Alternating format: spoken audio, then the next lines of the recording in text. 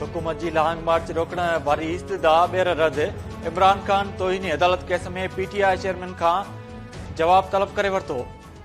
Justice यहया Afridi चइनि जजिस सां इख़्तिलाफ़ कंदे इमरान खान खे तोहिनी अदालत जो नोटिस जारी करण जो हुकुम ॾिनो। 25 मई ते रेड ज़ोन में रैली कढण ख़िलाफ़ हुकूमती दरख़्वास्त ते सुप्रीम कोर्ट इमरान खान खां जवाब तलब कयो। PTI जे वकील बाबर रहमान ऐं फैसल चौधरी खां बि जवाब तलब।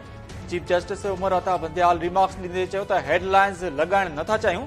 5 जजिस मां रुगो हिकु जज जस्टिस यहया आफरीदी इमरान खान खे तोहिनी अदालत जो नोटिस जारी कयो आहे।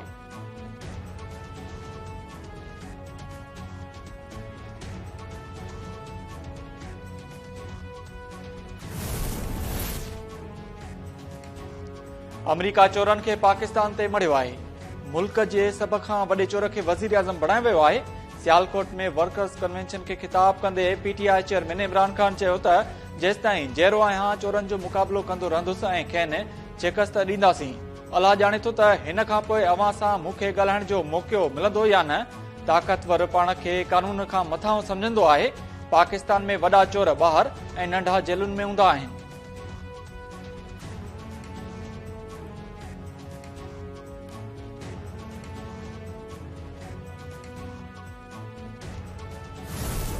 इमरान खान ने कहा कि मैंने अरशद शरीफ को बताया और मुझे मालूम था पे हमला हो सकता है। मेरा एक सवाल है जो मेरे जहन में आता है और मैं समझता हूं पूरी कौम का यह सवाल हो, वो कौन शख्स था जिसने इमरान खान को बताया कि मरहूम अरशद शरीफ साहब पर हमला हो सकता है। इमरान खान को नाम क्यों नहीं बताते कि किस शख्स ने इमरान खान को बताया। बस 2 सूबों में हुकूमत थी, माशाल्लाह आपके पास बहुत बड़ी वहां पे नफरियां हैं, तो आपने खुद मरहूम अरशद शरीफ साहब के लिए आपने क्यों नहीं वहां पे सिक्योरिटी का बंदोबस्त किया?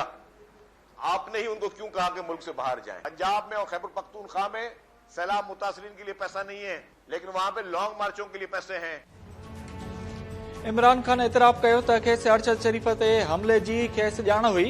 क़ौम जो सवाल आहे त अरशद शरीफ ते हमले जो इतलाह इमरान खान खे कंहिं ॾिनो। सूबाई वज़ीर शर्जील इनाम मेमण चयो आहे त पंजाब ऐं KPK में हुकूमत हुअण बावजूदि अरशद शरीफ खे तहफ़ुज़ ॾियण बदिरां इमरान खान खेसि ॿाहिरें मुल्क छो मोकिलियो। ॾिसणो पवंदो त अरशद शरीफ जे क़त्ल खां पोइ कंहिंखे फ़ाइदो पहुतो।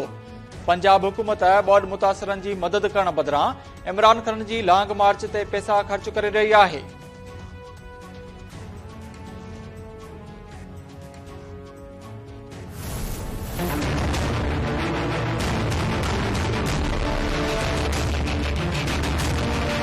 मैंने फैसला किया कि जुमे को लॉन्ग मार्च में अनाउंस कर रहा हूँ। लाहौर से मैं शुरू कर रहा हूँ। लिबर्टी 11 बजे हम वहां जमा होंगे और उधर से फिर हमारी मार्च शुरू होगी इस्लामाबाद।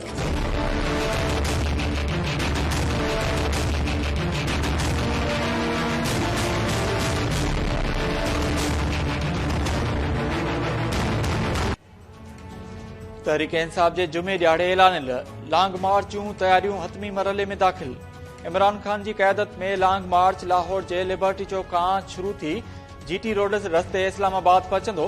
असद उमर चयो आहे त लॉन्ग मार्च 4 नवंबर ते इस्लामाबाद पहुचंदो। हुकूमत बि लॉन्ग मार्च खे रोकण लाइ संदरा ॿधी वरिता। इस्लामाबाद जे रेड ज़ोन खे कंटेनर्स लॻाए सील करण जो सिलसिलो शुरू थी वियो। नादरा चौक ते बि वॾी गेट लॻाई वई। सिंध पुलिस जा दस्ता बि इस्लामाबाद पहुतल।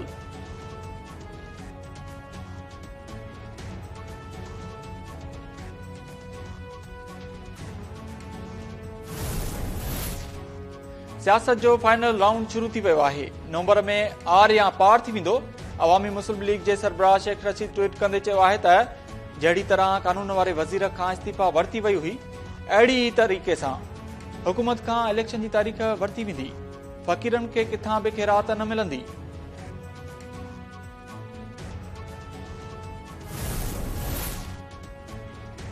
तोहिन इलेक्शन कमीशन केस में इमरान खान, असद उमर ऐं फवाद चौधरी ते 10 नवंबर खां फर्द जुर्म लागू करण जो इशारो। इमरान खान, असद उमर ऐं फवाद चौधरी ख़िलाफ़ तोहिन इलेक्शन कमीशन केस जी ॿुधणी। इमरान खान, असद उमर ऐं फवाद चौधरी पेश न थिया। PTI जे वकील चयो त नोटिस गैर कानूनी आहिनि। नोटिस खे हाई कोर्ट में चैलेंज कयो आहे। फ़ैसिले ताईं नोटिस गैर कानूनी आहिनि। इलेक्शन कमीशन चयो त नोटिस सेक्रेटरी न पर इलेक्शन कमीशन ॾिना आहिनि। आख़िरी मोहलत ॾेई रहिया आहियूं। 10 नवंबर खां पोइ इमरान खान, असद उमर ऐं फवाद चौधरी ते फर्दे जुर्म लागू करण खां सवाइ को बि दॻु न हूंदो।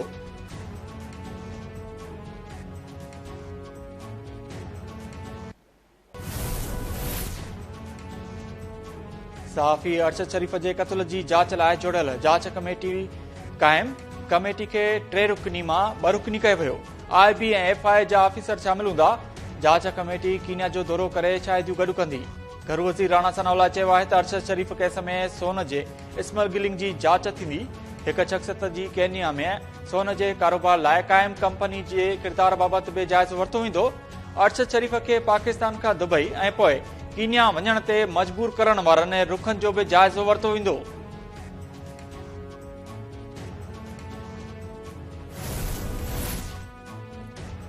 कीनिया में सहाफ़ी अरशद शरीफ़ जे मारजण वारे वाक़े ते कीनियन पुलिस जो वधीक हिकु तकरारी बयान साम्हूं अची वियो।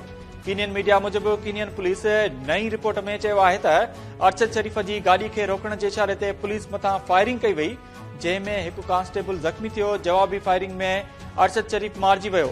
अरशद शरीफ़ जी मेज़बानी खुरम अहमद नाले शख़्स करे रहियो हो। कीनियन पुलिस पहिरीं चयो हो त गाॾी न रोकण ते अरशद शरीफ़ जी गाॾीअ ते फायरिंग कई वई हुई। कीनियन पुलिस दावा बावजूद ज़ख़्मी पुलिस एहलकार खे साम्हूं आणे न सघी।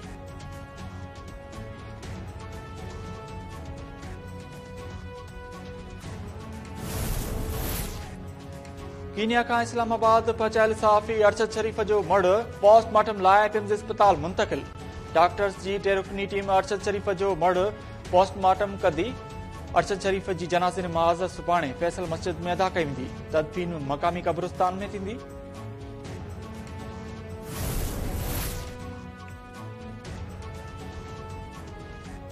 कराची पुलिस क्लिफ्टन वारे इलाइक़े में बोर्ड मुतासिर बाड़ी सां इज्तिमाई लॼ लुट कंदड़ 2 वहशी जवाबदारनि खे गिरफ़्तार करण जी तस्दीक़ करे छॾी। एडिशनल IG जावेद आलम ओढो चयो आहे त जवाबदार गुलाम रसूल खे घोटकी ऐं ख़ालिद लुंड खे टंडोलायर मां गिरफ़्तार कयो वियो आहे। ॿिन्ही जवाबदारनि बाड़ी सां लॼ लुट जो इतराफ़ कयो आहे। जवाबदारनि बारड़ी खे उल्टो गाॾी में खणी वञी ज़्यादती कई। CCTV फुटेज जी मदद सां गाॾी ताईं पहुतासीं।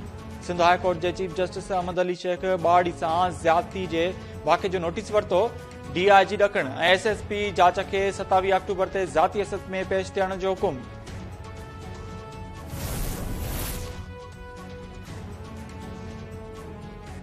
सिंध हाई कोर्ट कराची में बिलबोर्ड ऐं ॿियनि ख़िलाफ़ असराइती कार्रवाई जो हुकुम ॾेई छॾियो। फ्लाई ओवर्स, पेडेस्ट्रन ब्रिज ऐं समूरनि पब्लिक पार्टीज़ ताईं साइन बोर्ड हटाए 15 नवंबर ते रिपोर्ट ॾियण जी हिदायत। जस्टिस इरफान सादत रिमार्क्स में चयो आहे त गैर कानूनी बिलबोर्ड्स लॻाईंदड़ ऑफिसरनि ख़िलाफ़ बि कार्रवाई कई वञे।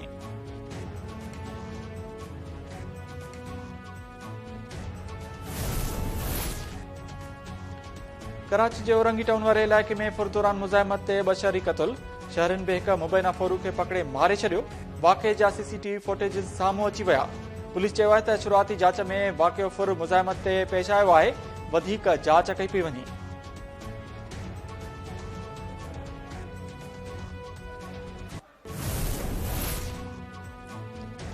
Sindh high court Hyderabad circuit bench कैन शाह मां 2 हफ़्तनि अंदरि पाणी नेकाल कराए सफ़ाई ऐं स्प्रे कराइण जो हुकुम ॾेई छॾियो। अदालत पुछियो त कैन शाह मां हींअर ताईं केतिरो पाणी नेकाल थियो, केतिरा ई माण्हू ॿुॾी फो थिया आहिनि। आबपाशी अमलदार ॿुधायो त शहर मां 9.5 फुट पाणी नेकाल करे चुका आहियूं। वधीक पाणी कढण लाइ मशीनूं हली रहियूं आहिनि। दरख़्वास्त गुज़ार अदालत खे ॿुधायो त डिग्री कॉलेज ॿुॾल आहे। अॼु बि शहर में हिकु माण्हू ॿुॾी फो थियो आहे।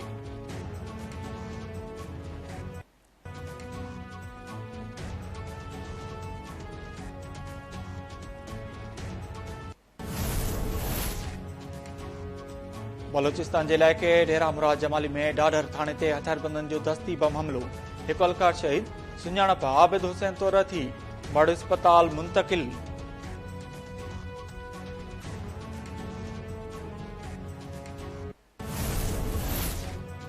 नओं देरो वेझो खखराणी बिरादरी जी 2 धुरनि में ज़मीनी तकरार तां झेड़ो। फायरिंग में हिकु ॼणो क़त्ल। मारिजी वियल जो लाश अस्पताल मुंतकिल। धुरनि में शिकतान वधी वई।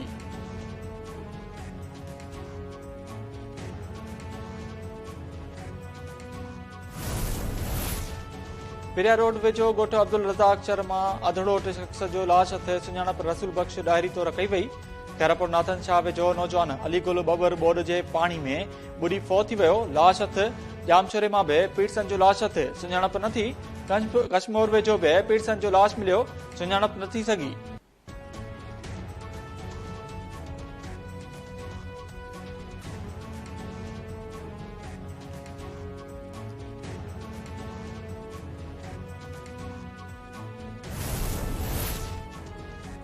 खैरापुर जी अदालत ज़ाल जी इजाज़त खां सवाइ ॿी शादी कंदड़ शहरीअ खे 6 महीना कैद ऐं ॾंड जी सज़ा ॿुधाए छॾी। जवाबदार जेल मुंतक़िल। सोबोदेरो जी अदालत पहिरीं ज़ाल खां ॿी शादी जी इजाज़त वठण खां सवाइ ॿी शादी कंदड़ जवाबदार लाल बख़्श नारेजो खे 6 महीना कैद ऐं 5000 रुपया ॾंड जी सज़ा ॿुधाई।